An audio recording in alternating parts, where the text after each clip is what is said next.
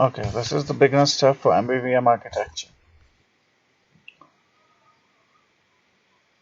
So what is Mvvm? Mvvm architecture is model view model architecture that removes the tight coupling between each component. Most importantly, in this architecture, the children don't have the direct reference to the parent, they only have reference by observables.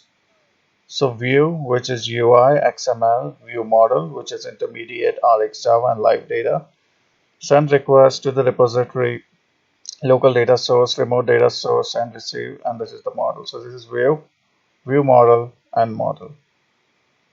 Model, view model. Where is the model? This is the model. Where is the view? This is the view. Where is the view model? This is the view model. Remember here the view model is made up of RX Java and live data. We'll look at that as time processes. The model represents, what is the model? This is the model. The model represents the data and the business logic of the Android application. It consists of business logic, local and remote data source, model classes, and repository. Okay.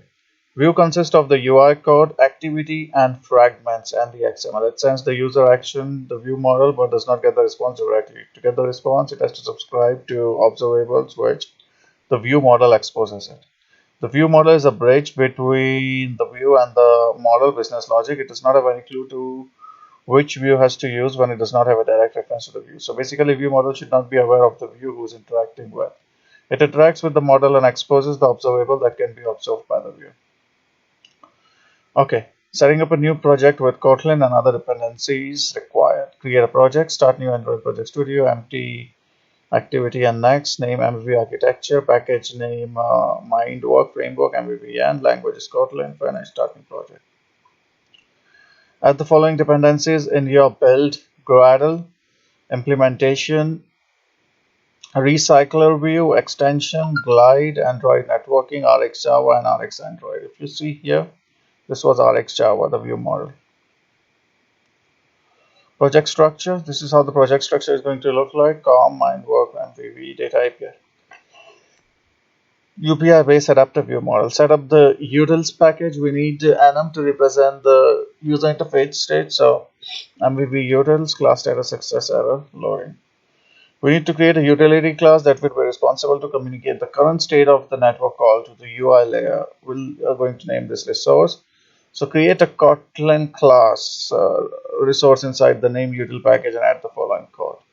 Package mindwork frame mvvm.utils class resources output t val status val data t val message companion object fun. Okay, setting up data layer, creating package data, creating the model inside. So this is the data layer. Where is the data layer in this diagram? So I think it's somewhere here between the view model and the repository, but it's going to get clear. Our API JSON response would be like this. Accordingly, we need to create a class data. Create a Kotlin file user inside the model package. This will consist of class user like below.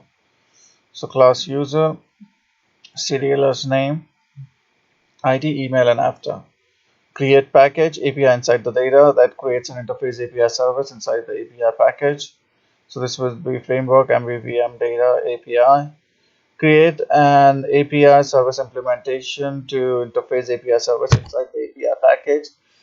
Now create API helper. Now create main repository inside the repository package and add this code below. And the data layer is ready. Set up the UI layer, build and run the project, create UI, main inside the UI package, view inside, create a Kotlin class model, main view model, the same view model package, and add the following. Live data, mutable live data, view model, user, main repository, resources, Android scheduler, composite disposable, and schedulers.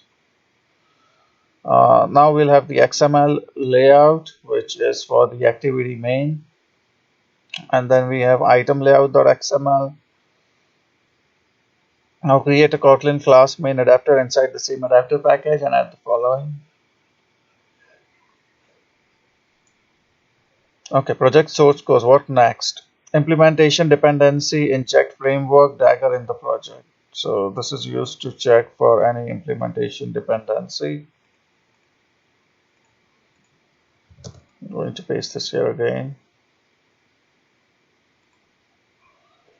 Make API service singleton and reuse the same instance for all future. We'll talk about this thing later. It's a programming based concept. Create base classes such as base activity. Handle all the API at a single place. Clear interfaces for the classes. You can learn Kotlin core outlines from here. Take advantage of Android KTX extension, write a unit test, and so on. So this was the whole idea. Not a very good article, but definitely went through in a very nice way in the coding world on what are going to happen.